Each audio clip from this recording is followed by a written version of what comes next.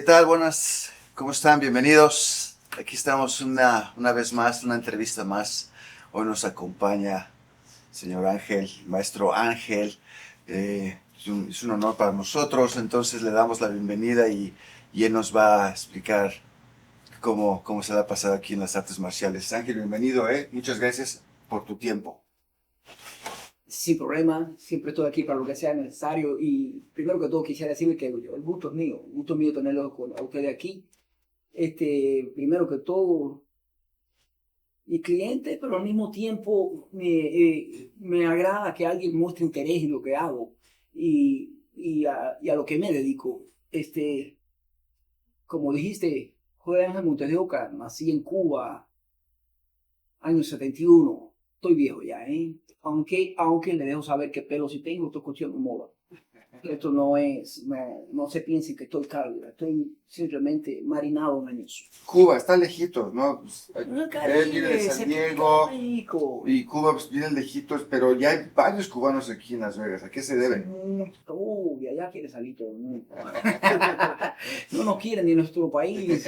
Y nacimos en un país del cual prácticamente entendimos bien claro el mensaje que de allí había que irse. ¿Por qué? Por pobreza, por política, sistema social económico que no daba oportunidades, todo el que menos ha oído hablar de lo que es socialismo.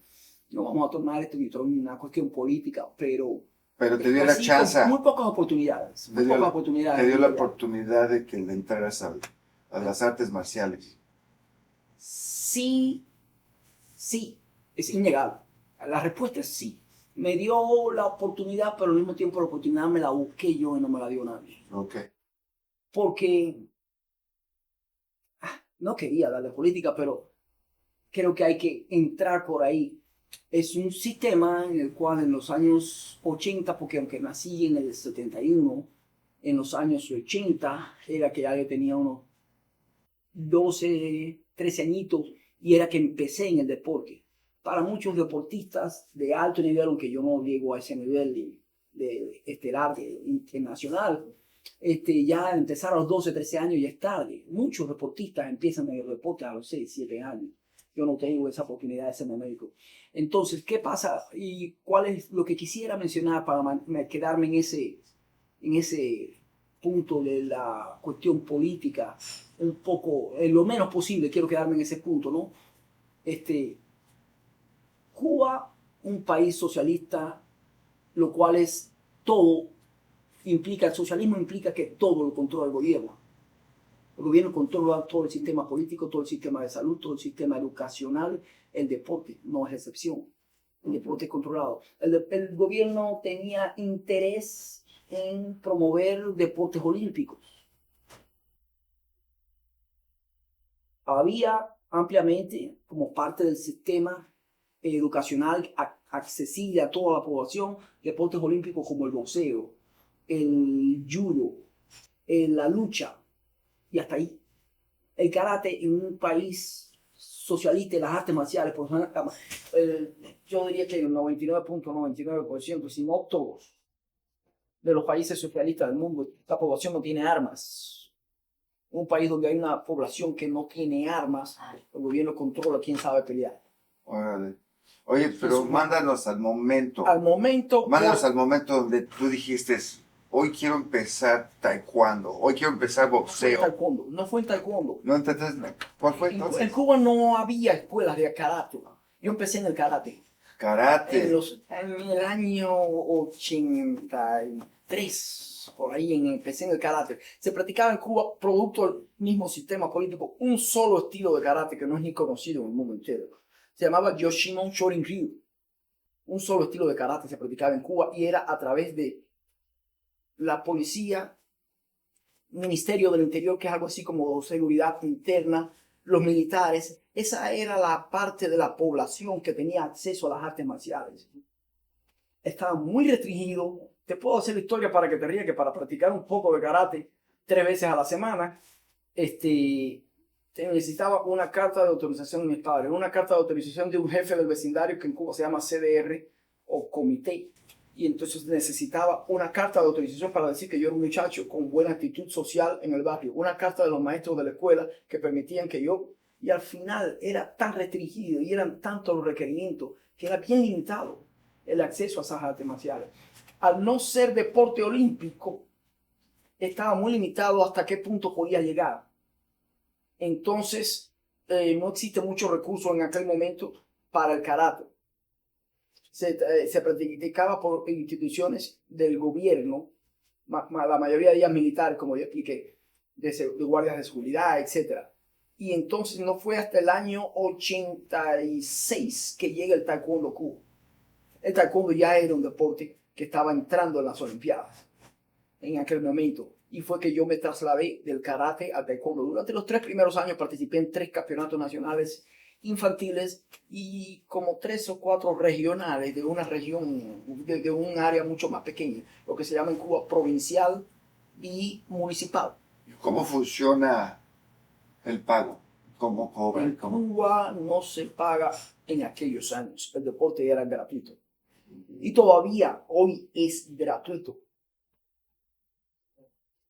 Pero gratuito entre comillas y al mismo tiempo sí te cobra. Okay. Pero no era parte, por ejemplo, no son privados. La población no tiene para ir al gimnasio. No, ni tiene ni además de eso estaba prohibido. En un país como Cuba en los años 70, 80, tenían un lema que decía, se publicaba donde quiera, ibas por la calle y en una pared estaba escrito, el deporte es derecho del pueblo. Cuando el gobierno de Fidel Castro toma el poder, interviene todos, absolutamente todos los negocios privados. Y entonces no hay nadie que posea un restaurante, nadie que tenga una tienda, nadie que tenga un taller de mecánica privado y que pueda cobrar por su servicio. La empresa privada desaparece. El gobierno ya intervino todos los clubes deportivos. Y sí es cierto que sin cobrar un centavo cualquiera podía ir allí y practicar algún deporte. Y entonces todos los instructores de deporte eran empleados del gobierno. El gobierno les paga. Muchos asociados a la institución deportiva principal que se llamaba INDE y otros asociados al sistema educacional, a las escuelas. Todo el mundo practicaba deporte que quería. Ahora, ¿cuál es el problema? Porque te digo que es posible que al mismo tiempo te quitaban muchas cosas. Los recursos eran limitados. La calidad de los medios era pésima. Las pelotas tenían unas bolas por acá que tú las tirabas aquí, te picaban el piso y iba para allá. Para el que jugaba basquetbol, voleibol, tú ibas a un lugar. Yo recuerdo una vez que como parte de eso entré en mi primer deporte y me quise anotar en natación, pero las piscinas estaban vacías porque la bomba de agua de la turbina no tenía o no había cloro, y entonces tuvieron a los alumnos de natación como 2 meses corriendo en la pista para desarrollar resistencia. Wow. Para cuando se pudiera llenar la piscina. Por ponerte un ejemplo, los que practicaban deporte con pelota no tenían pelota. Entonces hubo áreas especiales que con un palo de coba practicaban béisbol. En un deporte como Cuba. En los años 80 no tanto, pero ya fue saliendo a los 90. Eso es un desastre. Y lo peor que tiene, el gobierno cubano a un atleta de talla mundial le roba su talento. Y es el atleta de talla mundial. Para competir en primer lugar a cierto nivel ya te hacen miembro del Partido Comunista de Cuba o de otra asociación o de otra organización llamada Unión de Jóvenes Comunistas. Y si no, no viajas. Tienes que tener cierta actitud que muestre que tú estás a favor del gobierno. Y entonces cuando llegas a ese nivel, en México y en cualquier país libre, porque ustedes pueden en México tener pobreza, no hay problema, pero ustedes son pobres libres. Y en esa época, ¿quién fue? Perdón que te interrumpa. ¿Quién fue de todos los atletas el que pudo Pues en los años 70, estar en los años 80 expresarse el mismo y al mismo tiempo representar?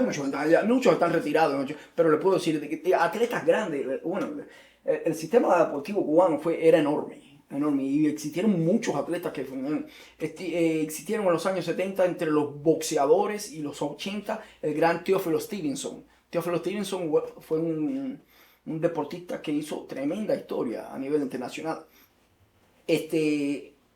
como 5 veces campeón mundial y otras 5 o 4 campeón olímpico. Fue una estrella. Se hablaba, ya lo que le gusta la historia, aquella época de una pelea posible entre él y Muhammad Ali, nunca se dio.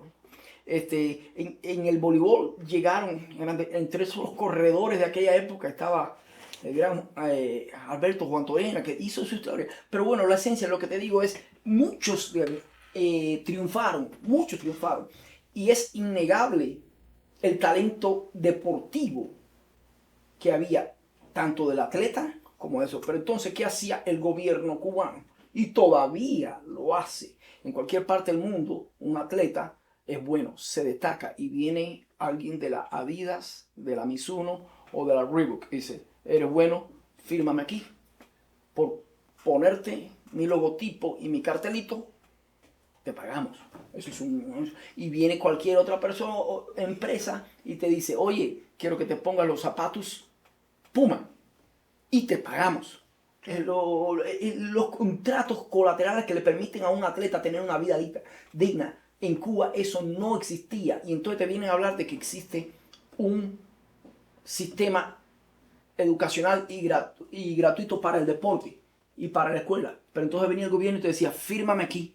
Y entonces toda empresa, todo negocio internacional que quisiera poner su imagen en la ropita deportiva que trae usted, aunque usted sea 5 veces campeón olímpico mundial, usted como atleta está cediendo el poder al gobierno. Y el gobierno intervenía. Cuanto pago, negociaba con cualquiera y le decía a Carlos Negrete, que es un excelente boxeador. Carlos Negrete, viene el gobierno y te dice, firma aquí. Y aquí dice en inglés que tú le cedes todos los derechos de todos los contratos al gobierno cubano. Entonces ya Adidas y Puma tiene que pagarme a mí. Y entonces a ti te daban un carro viejo, un auto, porque tener un auto en Cuba es un lujo. O cuando le robaban la casa a otro, te la daban a ti y tú tenías que agradecer. Y te estaban cambiando un contrato de 15, 10, 12, 15, 20 millones de dólares, por ejemplo, a cambio de un carro viejo que es 15 años viejo, carros rusos de aquella época,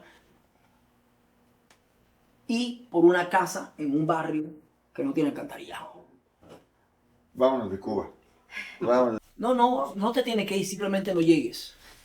Sí, me ponía a pensar, o sea, si yo hubiera estado si hubiera nacido en tu época, si hubiera estado allá, qué tragedia. Eres un deportista, empiezas en aquel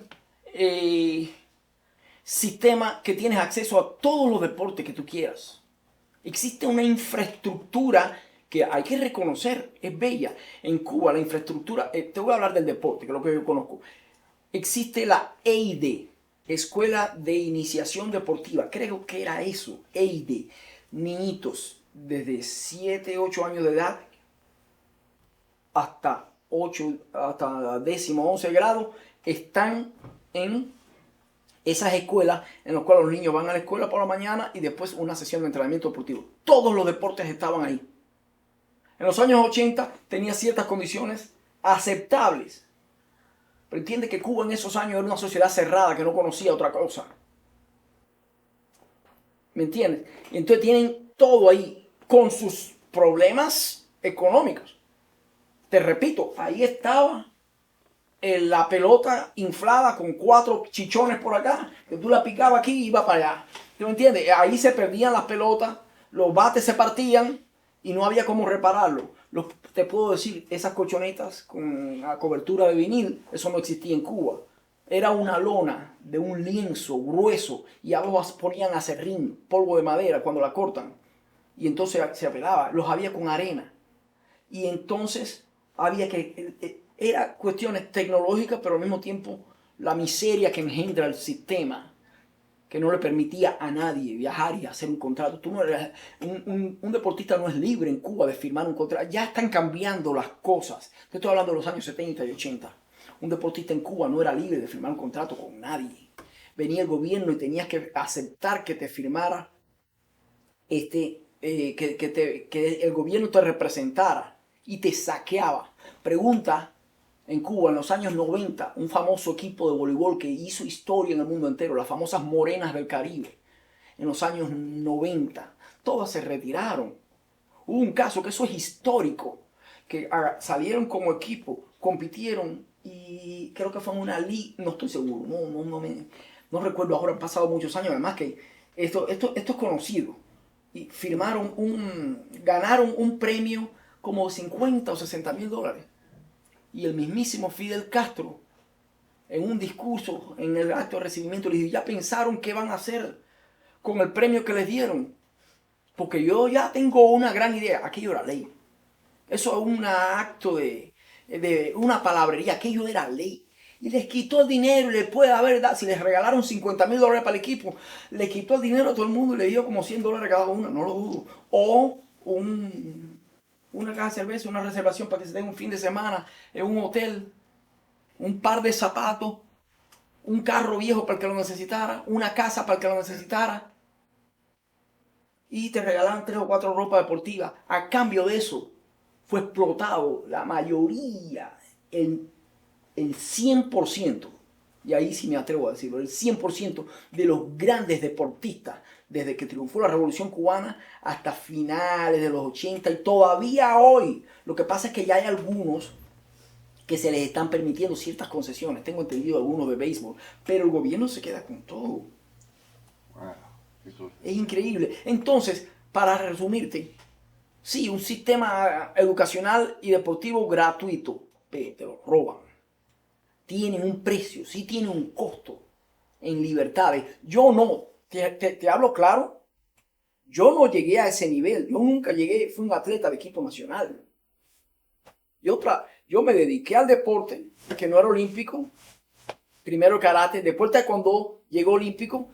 Ya mi vida y mi edad tenía poca probabilidad de llegar al equipo nacional. Después estudié deportes y trabajé por los deportes 2 años. Pero cuantos amigos tuve, infinidad de amigos, enorme cantidad, que venían del equipo nacional. Y era así. Otra cosa, mientras no había competición internacional, el atleta cubano está en un lugar que se llamaba Cerro Pelado. Es un albergue allá, como decir, una barraca militar, en lo cual tiene que hacen cola para entrar a un comedor. He oído, allá hay entrevistas de atletas del equipo nacional de natación que dicen que entrenaban en un agua sin sanidad, aguas verdes, entrenaban para poder prepararse para un evento internacional. Y todos pasan muchísimas necesidades, todos anhelan un sueño de que le llegue un viaje para una competición internacional, porque eso le dan 4 centavos, 4 kilos, no sé, los 200, 300 dólares que le van a dar, algo así más o menos. Son pocos los deportes que te pagan dinero metálico según vas ganando, pero hasta los años 80, cuántos premios ganaba el equipo nacional de béisbol, los boxeadores, los corredores de atletismo, todo eso se quedaba el gobierno. Entonces, eres un profesional de talla mundial mendigo. Es una explotación. Ese es el gobierno cubano, eso es el sistema de la enseñanza del deporte cubano. Y no he dicho nada que nadie, que no se sepa. Todo esto es sabido, ¿eh? No, y esto lo debe de saber nuestra generación, nuestros niños de este lado, ¿no? Sí. Los niños que nunca han escuchado eso, ¿no? En mi vida también en los 80s en México, pues también no fue glorioso, también hubo detalles donde entrenábamos diferente, claro. Pero no se compara, me imagino. No se compara. El mexicano más pobre que hay. No hay libertad. Por ejemplo, el mexicano más pobre que hay es pobre libre. El cubano era una persona que comía, tenía un sistema socioeconómico alrededor de él que le permitía ciertas cosas y no conocía nada. Un mexicano pobre se destaca en el boxeo y es libre de firmar lo que le da la gana. Y si llega a un lugar donde le pagan dignamente, eso es de él. Hay que pagarle al entrenador, hay que pagarle al promotor, hay que pagarle al... Ya, eso se entiende. Pero que alguien te quite tu derecho. Exacto. No, y el que no... Lo mismo pasa con los médicos cubanos hoy, ¿eh? Todos esos médicos cubanos que salen por el mundo a hacer medicina gratuita como acto humanitario. Si el grupo de 20 médicos, escucha, si el grupo de 20 médicos 5 son médicos. Los otros 10 son militares disfrazados. Y los otros 10 personas que tienen una misión política, junto con los militares disfrazados, que tienen una misión política de engendrar una doctrina, una filosofía comunista en el país donde van. Eso es así. Los profesores de deporte, tengo amigos que sirvieron en Venezuela y en otros países como instructores de deporte. Y los tienen trancados, les recogen el pasaporte, de lo que le dicen que le van a pagar, le dan solamente un 5%, el resto se lo dejan en Cuba en una cuenta por si esa persona se va y decide no regresar, le quitan el dinero. ¿Me entiende? Y lo tienen bajo un régimen militar en un albergue, en una casa en la cual tienen reglas estrictas, les quitaron ya el pasaporte. Y hay al lado de ellos, por cada uno hay 2 o 3 que lo que están ahí para vigilarlo. Y eso pasa con los médicos, eso pasa con los maestros, eso pasa con los instructores de deporte que el gobierno de Cuba envía afuera bajo la máscara de actos humanitarios. Actos humanitarios. Sí. Y es en realidad acuerdos, negocios entre gobiernos que generan millones de dólares para el gobierno de Cuba. Hay doctores, médicos, intensivistas, cardiólogos de alto nivel que no pueden comprarle un helado o un dulce a su hijo y que salen de misión a trabajar en esas condiciones porque quieren regresar para Cuba con un refrigerador, con un equipo de música como ese que tenías ahí puesto ahorita, o porque quiere traer una cocina eléctrica a su casa, o por una máquina de lavar y secar, porque en Cuba es inalcanzable. Yo vi lo más común del mundo, médicos, doctores, que andan en bicicleta y con zapatos rotos y no pueden comprarle un dulce a su hijo. Qué cosa. Entonces, hay mucha falacia, mucha mentira respecto a Cuba. Me siento cubano, soy cubano, es mi cultura, con orgullo, pero vivir allí no. Vivir allí no, es humillante, es denigrante. La única forma de recuperar eso es cuando se acaba aquel sistema. O sea, que hay sistema de Castro. El sistema de Castro. Y hoy hay tanto brote, tanta ilusión, como si fuese algo nuevo, el socialismo. A mí no me compra. A mí. The